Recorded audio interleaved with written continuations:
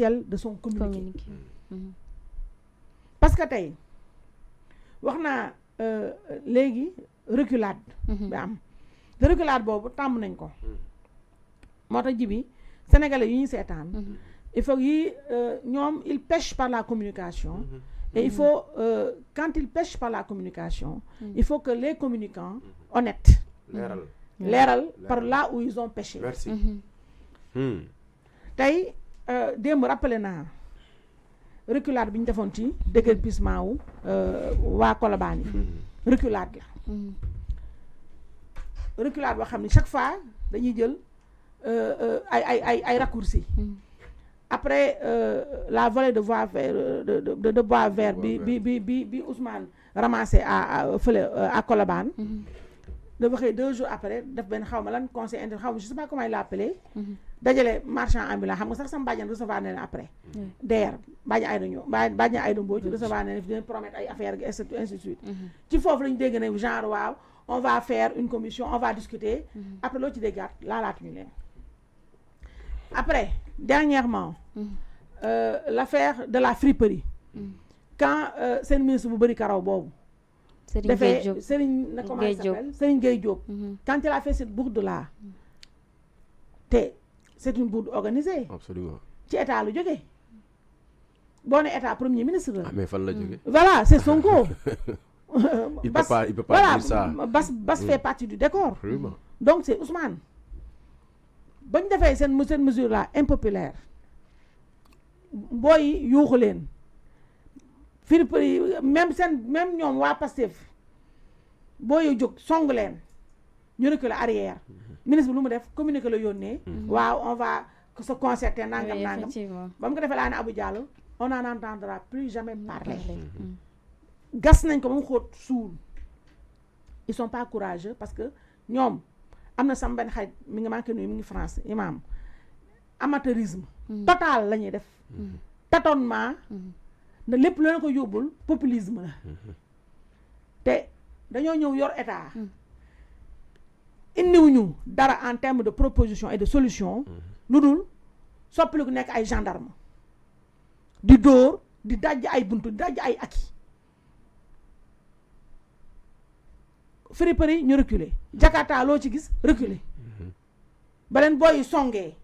commencé taal sans chauffe bi di jolli ñun ñu arrière dafa door benn communiqué bu succinct daal di ne oui on va kii waat yokk nañu délai yeeg nangam boobee nag da nga ci dégg dara pare nañ ca bii nii aussi bii c'est la reculade de trop et la forfaiture de trop et j'aurais bien aimé entendre cette soi-disant société civile qui est moribonde et qui est même agonisante pour dire le moins kenn jógul yàgg naa wax fii ne ñun fii au Sénégal sous Ousmane Sonko a réussi ce que notre président de la République n'a, parce que Sonko c'est presque le président de la République en réalité n'a réussi ici et ça va avoir pour lui un effet boomerang parce que tey il a anesthésié tout le monde ñun ñii ñooy raal dof yi taxaw di wax kenn ñemewul wax ndax ñëpp la napp ñoom ñëpp ils ont peur ils ont la trouille de la prison ku fa génn noppi moo tax je suis contente tey Moustapha Diakhaté dugal nañ ko ba mu génnee bala ma àgg këram la wax RFM tey propos yi ko valoiroon un séjour illégal et ignoble en prison il les a répétés nañ ko dugalaat mais ñoom comme nañu jàppaate mais ils n'ont qu'à foutre tout le monde en tout ils n'ont qu'à nañ dugal ñëpp en prison fii xam nga nag actuellement jéem ji bi wax nga ko dañoo xamul Sénégal actuellement le Sénégalais subit le Sénégalais subit et encaisse mais tey reculade bii état boo xamante ni lu muy jël ñorul xaayul lu wex xat lay jël lu xale yi naan lu xeere moom lu wex xat lay jël dugg bu demee ba ci biir booy jóg ndax autant ñoom ñeme nañu xas nit ñi les gens de Sonko les pastéfiens là autant ils sont très forts quand il s'agit de dénigrer de xas nit tëggal ko ay 72 heures autant ñemewuñu benn riir ñemewuñu coow ñemewuñu riir boo leen riir ñu daw làqatu waafeur lañu ce sont des waafeurs et des waafkat ñemewuñu yuuxu ñemewuñu huye boo leen yuuxoo ñu daw arrière bañ fi toogee ba tey lu ñu bëgg a pousse gars yi yuuxu ñu daw reculer arrière communiqué bi lan moo gën a nekk reculade communiqué bi fu réew mi toll ñoom ñu xam ñoom lan mooy dugal lan moo tax ñu accéder au pouvoir du réseaux sociaux kan moo leen gën a xam digital ñoom nee naa fii Ousmane Sonko ak son état son régime dañoo delloo Sénégal à l'âge de la pierre taillée réew mi ñu toll ñu taxaw xoolal scène yu ignoble yi am démb relayé partout dans le monde Oui. ces gens-là c'est-à-dire tissu social bi ñu détruire diplomatie sénégalaise bu ñu xotti c'est-à-dire tous les efforts des pères fondateurs de ce pays-là ces gens-là de par leur incompétence ont tout annihilé en un claquement de doigts saa bu ñu jógee def dara de benn mesure Sénégal di gën a wàcc suuf xoolal scène yu ignoble yooyu xale yi di rayante di dóorante di fanaan xool tribunal ba dafa xew buuxante rayante te yow gis ngeen ko ci gaal bi mu toog ci gaal bi di doxantu dégg nga di dóor Macky Sall mais si Ousmane Sonko courage politique bu mu ñu wan ak bi mu gëm jaay ko Sénégalais yi bu doon dëgg la ci moom la mu waxoon il y a quelque temps Macky Sall ne ko da ngaa tële da nga war démissionner moom il doit démissionner. Vous avez trahi. Parce que aujourd'hui Macky Sall au moins avant que mun am ni benn aro wala benn ruée ci immigration jot na def benn mandat ñii 9 mois lañ fi def Sénégal yi di daw fu ne Sénégal yi daw fu ne ñoom ñu def fi 9 mois di xale gëmloo xale yi ñi leen foteel ay xale lañu ba ñu ñëwee amuñu lu ñu proposé loolu immigration ba pare moi li ma gën a metti mooy tur yi ñu koy wooye ay migration circulaire ay migration comment il dit régulière saisonnier c'est-à-dire tout ça ay ramassis de conneries yoo xam ne linguistique on joue sur les mots qui ne trompe personne changer les mots fii sémantique ak rhétorique ñëpp xam nañ ko ñun ñëpp nous on a fait les bancs te réew populisme baax na un moment baax na quand tu veux accéder au pouvoir mais xam nga accéder au pouvoir yomb na mais se maintenir au pouvoir moo ca fait conquérir le pouvoir est totalement différent du maintien au pouvoir ñoom mën duñu yéeg wàcc rek la ñu mën de jour en jour ils sont en chute libre et ils s'en rendent pas compte tey xam nga li ma la wax ne la c'est reculade bi ñu def nga xam ne personne n'y a fait attention bañ ne léegi inscription yi nekkatul en présentiel digital la waaw dafa commencé bu doon si on était un état organisé bu doon ñoom ay liggéeykat lañu bu fekkonte ne ñoom li ñu gëmloo dëgg la bu doon am nañu compétence bu doon mën nañu dara xam nañu dara bu doon lii lu ñor la ci ñoom ndax état encore une fois du tâtonnement du taf yëngal pourquoi njëkkee ñu digitalisation ñun ñii de la presse ba ñu bëggee rendi lu ñu fi wax benn plateforme lañ créé dafa sa mboxloo plateforme sax woo kiiwul mataloon ci ñoom muy bëggee def yu n'importe quoi waaw léegi ñoom ni ñu ko defee ñun pour ñu corriger nous de la presse ñun ñoo gën a bëri xale yi pourquoi ils n'ont pas fait la même chose pour ces gosses-là en commençant par la digitalisation ère bi ñu toll nii ñoom nga xam ne ñoom ils sont arrivés là où ils sont par la magie du clic par la magie de Internet c'est pas les médias traditionnels qui leur ont servi de levier pour accéder au pouvoir non Internet les réseaux sociaux kon qui mieux que moo xam importance su digital mais ñoom ce duo là ñooy seul xale yoo xam ne ils se comportent comme des grabataires c'est-à-dire ces gens là sëñ Ngundoo Koromak ñoom laa gis ci àddina ay xale yoo xam ne ils se comportent comme ñu am 1000 ans c'est-à-dire ñoom mais c'est complètement fou quoi ce qui se passe dans ce pays tey nag cette affaire là am na sama xarit bu ma ne médias yi dañ ci am rôle bu am solo c'est une forfaiture que tout le monde doit dénoncer te jusqu'ici les médias en tout cas pour ce qui m'a été donné de voir à part ñun public et un ou deux autres organes de presse ce sont les réseaux sociaux qui s'en chargent parce que nous de la presse nous avons démissionné comme presque toutes les catégories socio-professionnelles de ce pays face à la terreur qu'inspire le régime de ces deux-là, face à la peur d'aller pourrir en prison, tel l'a prédit Ousmane Sonko, dont on le veut le plus cher, et de mettre tous les Sénégalais qui n'ont pas peur de lui, qui n'ont pas peur d'exprimer leurs avis et leurs opinions en tôle. Kon tey jii ñun presse bi suñu rôle mooy ndax dama wax tout le temps ne ñun journaliste suñu rôle nekku rek joxe information loolu mooy lu gën a ndaw ci suñu rôle mooy d'éduquer d'alerter et de pointer du doigt les manquements et autres dysfonctionnements des ou du régime en place loolu moo tax ñu ñuy woowee le 4e pouvoir loolu moo tax ñu ñuy woowee sentinelle ak ay vigie tey jii Djiby ce serait réducteur ñu yam rek ci ne affaire bii cette affaire de booy la ay dem këyat rek la ñu yamale ko ci comme ni nga waxee sànq ne ay quota la ñu yamale ko si ne non y a la demande genre est beaucoup plus importante que l'offre non man mi nga xam ne saltemagne laa dama gis ci lii ak précipitation bi ci am ak opacité je le dénoncé hier te laa gën a dénoncé opacité bu am derrière bu ñu fàttee tamit ne fii ndaat tous les jours que jëfee mënoo ubbi journal mënoo ubbi benn quotidien te gisoo si ay immigration clandestine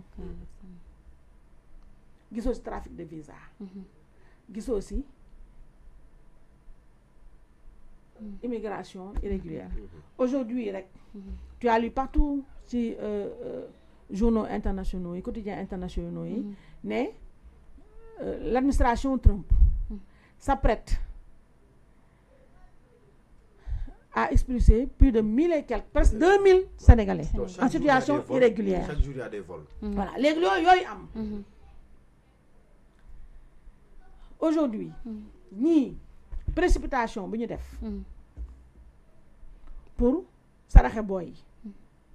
chaque jour ma ni mais nañu génneel te mooy li Abdou Karim Sall laaj à juste titre les conventions les protocoles tey jii man duma xalaat ne su ma neexee ma xalaat man ne liñ ñu waxul mooy est-ce qu'il y a pas une histoire d'argent derrière fii ku ne am nga mbokk ku nekk fii am nga mbokk te fii booy yi am na ñoo xam ne dañoo gëm ne seen réussite seen tekki du nekkul Sénégal tant que demuñu France tant que demuñu Schengen duñ ñëw démb je rappelais fii ne convention yooyu bu ñu ko waxul bu ñu publier wul mooy li kii wax léegi Abdou Karim Sall ne protocole bi te loolu moo waroon jiitu c'est une communication en amont comme en aval qu'il fallait faire et qui a été complètement dévoyée dañu waroon génneel exactement lépp lu ci am ak avenant parce que y a eu des avenants dañu war a génne lépp lu ci am loo xam ne Macky Sall daf ko tëj te démb ba may wax fii la benn kilifa bu mag ne ma Macky Sall pourquoi mu tëye woon affaire bi en 2013 c'est parce que tout simplement il s'est rendu compte que am na benn partie ci convention boo xam ne moom mënu ko garantir te partie boobu mu mënul garantir mun naa yàq relation diplomatique yi ak partenariat stratégique yi am entre les deux pays que ça soit le Qatar, comme l'Espagne, Comme qui sont des partenaires stratégiques du Sénégal. Donc aujourd'hui boy yi yow yaa xalaat Djiby yow ni nga toogee nii fii ak man ak ñi seetaan ni ñu toogee xalaat ne dëkku naari te dañu naan dëkk naari mais c'est pas dëkk naari kese. Non, du tout. C'est mondial presque. C'est l'Espagne aussi. C'est pas seulement la cueillette de fruits. Am na tamit yeneen corps de métier. Oui, surtout la technologie. dañ naan lii tant de quota, tant de.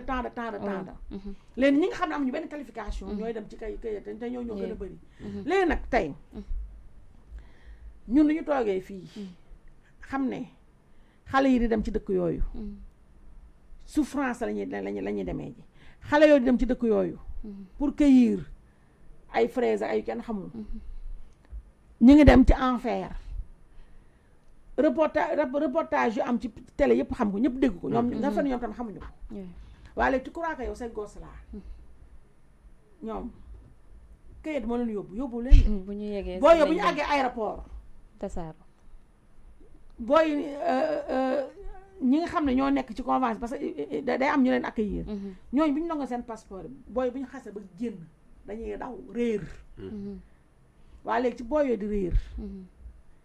ak fii Sénégal nu mu dëngee fii da ngay gis sax yow ay kilifa ñu leen tuumaal ci ay affaire visa Bien sûr. xam nga booy yi dem di raaw ji mooy booy yoo xam ne ni mooy circuit normal mais kan moo ñoom état du Sénégal lan la mun teg suñu loxo lan lañu mun a garantir ne amul ci biir ay bandi ay wuyu yoo xam ne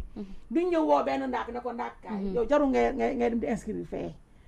amal noo def ak man ba ba taxala dugal la et d'ailleurs xale bu góor bi mu ngi ko doon wax démb mu di loolu moo andi xeex bi foofu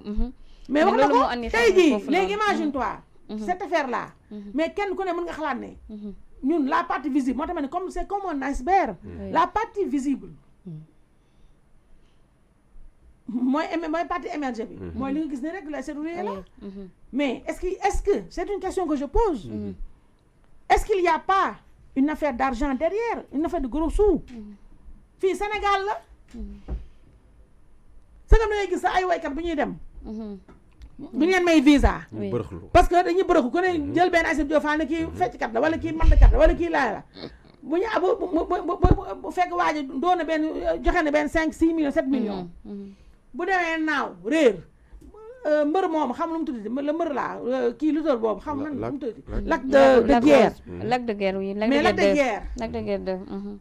mais il est toujours dans les démêlés judiciaires je pense ci ay affaire trafic de visa après tu as vu ñu koy accuser lu ñu wax ci réseaux sociaux yi que daf leen doon c'est ce que les gens ont dit buy dem bu waree dem fële bu waree dem xaw ma entraînement xaw ma lan préparation en Europe yóbbaale leen il les présente comme x y ñu waaw léegi sa nga yooyu mooy un circuit non officieux mais lan moo ñu mën a ñun garantir ne derrière cette affaire là y a pas aussi une mafia bien organisée de trafic de visa trafic de migrants mafia càkk-càkk mais je te dis donc loolu tey loolu man tax na ma gëm ne un état sérieux qui se respecte boo xam ne yaa ngi doog a ñëw moo ñu doon wax démb Djiby état bi doog a ñëw yow nga war a def lu tout pour waxuma la sax sécuriser ñi nekk fii seen emploi yi mais ñi nekk ci diaspora bi ñi ñuy seetaan ñoom 365 yooyu nekk ci biti ak ñeneen nekk ci biti nga xam ne lu ñu am seen réew yooyu ñu nekk seen pays d'accueil yooyu ñu bëri sax xam ñu lu fa xew loolu intérêt Sénégal la preuve tey jii seen réew yooyu ils sont à 22 heures ñu ngi ci 22 heures 23 heures nangam ak nangam ñu nekk États-Unis xool décalage bi mais dañuy toog di seetaan ngonalu réew mi parce que ça les rapproche d'avec leur pays donc tey yow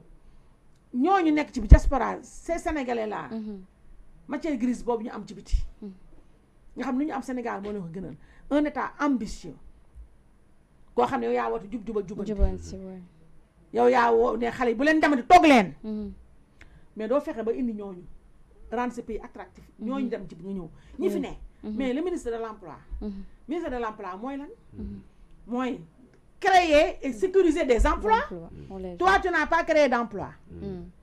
tu ne sécurises pas les emplois. Tous les jours que je fais, il y a une entreprise, il y a des employés. Et puis, des gens avec un CDI. Tous les jours, il y a des marches, des manifester. Où était le ministre de l'Emploi? Et puis, au ministre de l'Emploi, et je le répète, affaire Azer bi, Abbas Fall, il y a tout. Oui. Bataille dit, amuñu dara luñu leer. 5 milliards. Les gens, filles, on l'a accusé. Il a été accusé. Ci affaire Azer bi, ñu naan amna ay commission, xaw 5 milliards yo xam ben kenn xamul fu mu dem. Kenn xamul fu mu dugg. Bataille loolu nébuleuse la, leeral ñu ci dara. Ils ne nous ont rien dit. Waxuñu ñu dara waxuñu ko ci. Affaire Azer baa ngi noonu. Le Jean-Michel là xaruna noppi. Arcop nee na ba tey joxuñu ko dara. Sonko nekk defoo dara. Sonko yi dox na ko defoo dara. Blanchir ko aux yeux du monde. Thierno Alassane Sall dem porte ji plainte. Ils ont déglu nañ ko. Déglu ko. Déglu Cheikh Dieng pare na. Pour la forme, ils ont été écoutés pour la forme. Mais quand ils ont affaire Azer, Abbas Fall, ils ont auditionné. Quel audition nous quel dégoût moi Abbas Fall, bataille dit dans son Sénégalais. Nous, il n'a pas de plainte à gauche à droite. Plainte de déposé, jusqu'ici, nous tout ce qu'on lui demande, c'est au moins nous l'erreur. Absolument. Ça dit maintenant au Sénégal. Tous les jours, il y a des scandales qui se passent. Et au moment où nous avons donné citoyens, tous les jours que j'ai fait, X convoqué, qui s'achète là, qui n'angle là, il y a un rapport ici, il y a un rapport là, nous avons Google Farbangom. Mais pourtant, nous, en 9 mois, toutes les scandales, moi fini. T'as peut-être amul ben ébauche, ben amul ben, ça je veux dire, il y a amul dara lo xam de jëm nañ ko def. Pour teg fa lumière. Yéen yow bala ngaa lijjanti voisin bi ñu sàcc këram. te yow sa kër ay sàcca nga fa. nit ñi tuumaal leen mais doo setal ñoom. doo ko setal. Et on retrouve les mêmes personnes jëlee nañ ko ci fee ñu mu duggaat fii. Moi je n'ai rien contre Abbas Fall, je ne le connais pas, je ne l'accuse de rien aussi, je le précise. Accusé wu ma ko dara Abbas Fall mais dama ne. nañu leeral. léegi Sénégal kenn amatul droit sax poser question. soo poser question ñu napp la. porter la plainte dans diffusion de fausses nouvelles. wala diffamation mais écoute loolu tax gars yi noppi mais nous on va pas se taire. on ne va pas se taire. affaire Azer ba tey dara leerul. ñu jëlee foofu Abbas Fall pour taxal ko ci comment on appelle ça ministère de machin de l'emploi. lii tam ñëwaat tegawaat ci kawam lii ñëwaat salaamaaleykum alors qu'il n'a même pas pris ses marques il y a cette affaire là mais nous tout ce qu'on demande ce sont des questions qu'on pose et on est en droit de poser ces questions là puisqu'on a une société civile qui a démissionné. On a aussi d'autres Sénégalais qui étaient en droit de se poser des questions qui ont aussi démissionné ndax ragal tapet Sonko mu napp ñëpp tey prison def ko benn épée de Damoclès sur la tête de tous les Sénégalais. Mais il faut bien qu'il y ait des gens yoo xam ne au risque d'aller pourrir en prison mais au moins qui posent ces questions-là. Ce sont des questions qu'on pose et ces questions-là l'État a l'obligation d'y répondre. Cette affaire-là moi je suis contente quand je vois Abdou Karim Sall un député qui ose laajte lii un Guy Marius Sagna nga xam ne chaque jour mu fàttu ñoo ay questions yu ñàkk xorom yoo xam ne nii yoo xam ne tekkiwul dara lii il avait l'occasion wax ci kenn déggu ko ci te l'État du Sénégal daf ñu war a leeralal nous tout ce qu'on demande d'abord nañ ñu wax Azer bee lan moo fa xew ñu situer les responsabilités qui a fait quoi bii nañ ñu wax nañu publier immédiatement convention wala protocole bi lié Sénégal ak ces deux pays là Qatar ak Espagne en l'espèce cette affaire de 1000 emplois des jeunes nañ ñu wax lan moo ci nekk mais bu dee nañ ñu wax est-ce que nañ ko leeral aussi non mais ça c'est une obligation c'est pas une faveur qu'ils nous font c'est une obligation la ndax transparence la état ak état la convention la Abass Fall l'a bien expliqué ci émission boobu muy wax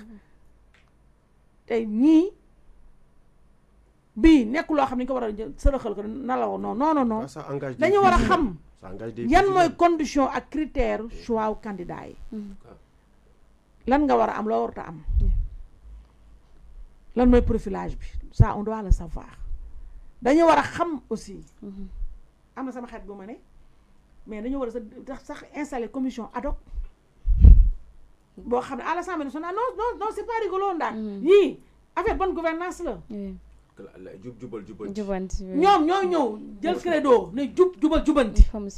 mais c'est l'occasion de nous montrer que ñoom ils sont pas dans le règlement de compte politique ils sont dans la transparence ils sont dans la reddition des comptes mais ils sont surtout dans le jubanti slogan boobu kenn joxu leen ko ñoo ko jox seen bopp te bañ fi toogee ba tey kenn ku nekk si ñun ñi ñuy seetaan mën nga wax sa aqulaay taala est-ce que ñi ils sont dans le jubanti ñun ñoo leen ci gën a nekk man Aïssatou Diop Fall maa la gën a nekk si jubanti ñoom jubaluñu jubantiwuñu parce que képp kuñ tudd si ñoom ñu làq ko ils font le dos rond ils attaquent les autres il faut absolument ñu xam lan moo nekk derrière cette affaire là est-ce qu'il y a un truc d'argent derrière ou pas et puis aussi yan garantie l'État du Sénégal teg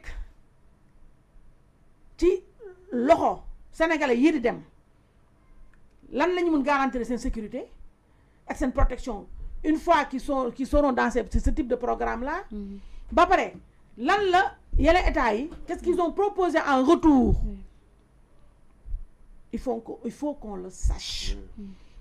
moi tout ce que je demande à l'État du Sénégal si le ministère de l'Emploi et du Travail ne le fait pas nous avons quand même le porte-parole et du gouvernement et de la présidence de la République ñu génn wax sénégalais yi ñu clarifier leeral lan moo fi ne lan dëggantaan moo fi ne plainte affaire Azer bi dama ci insister affaire Azer bi mais il faut que ñu xam affaire Azer bi lan mooy rôle X ak lan mooy rôle Y il faut que ñu xam ko il faut que ñu xam Djibi Ndiaye ONAS gën a garaaw non xam nga ONAS loolu saroo ma ci mooy dama ne xam nga Azer mais tout dañ fi Abass Fall c'est le premier scandale qui a éclaté si ñoom te ba tey c'est classé amul dara wax ñu dara c'est resté sans suite ils nous ont rien dit am naa sama xel bu mu bind léegi ni moom laay lire nii nee na ma clairement wax na ma ne ma mais écoute Sénégal dafa signé ay convention internationale sur les droits du travail OIT et tout le monde sait que ces pays-là aussi bien Dubaï que Qatar wax nga ko sànq mais tout le monde sait que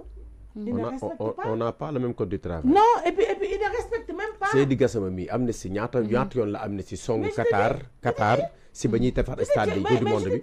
am na si boppam da doon dénoncer ni ñuy traiter les travailleurs mais moom laa te xam nga li gën a garaaw xam nga li gën a garaaw ah voilà li gën a garaaw Djibi mooy où est passé notre ministre des affaires étrangères réew mi am na ministre des affaires étrangères xam nga tey yi nga jël ay xale yoo xam ne qui sont désespérés qui ont perdu de l'espoir parents yoo xamante ne ni seen doom yi lañu yaakaar pour dund léegi tu penses ces gosses là tu les envoies en bitim réew dans des conditions opaques yoo xam ne yow tu n'as même pas communiqué mais ndaak cette affaire de 1000 emplois des jeunes là c'est trop facile Sénégalais yi bàyyi ko moom que ça passe par pertes et profits ñu enterré ko noonu gis nga li ñuy wax ne ay inscription digitale dans 2-3 jours dootoo ko déggati ñu pare ci parce que dañuy reculer ndax tolle bi mais reculade bii ñu reculer mais waru yombee noonu ndaxte gis nga arrière bi mais nañu wax dañ na reculer ba daanu non ba non nañu wax sax bala ñoo reculer d'accord naa ñu reculer mais nañu wax anam demee lan ma nekk ci biir est-ce que il n'y a pas une affaire d'argent derrière? C'est une question que nous posons et qui mérite éclaircissement. Donc, pour terminer sur ce sujet-là, c'est-à-dire ñun Sénégalais yi dama koy wax di ko répéter ji bi ci nii ak ces deux là ci la Sénégal di mën a defaroo wala muy yàqoo ci la au moins ñun ñu mën a xam bu subaa naka la ñuy voter ndax da nga yàgg dégg ñu ni sénégalais mënul folli la mën c'est la première fois ñu def erreur yàgg nañoo juum mais bii juumte de trop la c'est l'erreur de trop fatal erreur boo xamante ne nii qui va nous poursuivre des siècles durant parce que tey ces deux là en 9 mois déconstruire nañu beaucoup de choses yàq nañu beaucoup de choses tey ji Sénégal tey kenn amul benn kenn ku sa xol neex xanaa nga hypocrite xanaa nga naafeq ñi ànd ak ñoom dañuy sagu ñemew ñoo yuuxu mais yuuxu national mooy ama ci les images sont insoutenables yuuxu national mooy ama ci te loolu yëpp lan moo ñu ko teg mooy ñun Sénégal ñoo am toq naafeq bu nekk si ñun ak soxor boo xamante ne nii à la tête du client la ñuy jugé Jibi Ndiaye neexuma c'est fini non jeex na ndaak bëgg naa ko damay ànd ak moom ñu dox te duñ ko argumenté waaw sans argument utuñu argument waaw amuñu daw luñu teg ci kaw table bi gars yi argumenté tuñu nous fonctionnons avec des émotions et des humeurs ay pulsions merci alors que ces pulsions là c'est bien beau ci leneen lu dul yëfu état mais état c'est toi c'est moi et c'est ndaak c'est ceux qui nous regardent mais ñii bu ñu continuer naan Mamadou mat weer Sénégal tous les jours on a droit à un scandale plus grave que le précédent ñu bàyyi dem nëppal ko bàyyi ko mu jàll on n'a pas besoin de la société civile ñun ñëpp société civile lañu nous n'avons pas besoin de l'opposition des politiciens ñun ñëpp ay nit lañu ay sénégalais lañu c'est-à-dire il faut que ñu wane tamit ne nous sommes un peuple mûr ñun ñëpp ñu leen di poser les mêmes questions quand il bu ñu defee ay actions bu ñu poser ay actes yoo xam ne nii actes yu doy waar yu bizarre il faut que ñun ñu fexe ba ñoom ñu respecter ñu il faut que cet état-là apprenne à nous respecter il faut que ñu xam ne y a parmi nous comme je dis tout le temps des moutons mais il y a aussi des êtres humains dotés de raison qui réfléchissent ñun ñëpp nous ne sommes pas des demeurés ñu wéy ci leneen d'ailleurs addu bi la yoon ci nag véhicule ñi leen di député yi ca assemblée nationale jibi pendant que moom Bassirou Diomaye Faye mu ñuy obligé ñu serré li nga xam ne ni moo di ceinture yi maanaam dëkk bi fi mu toll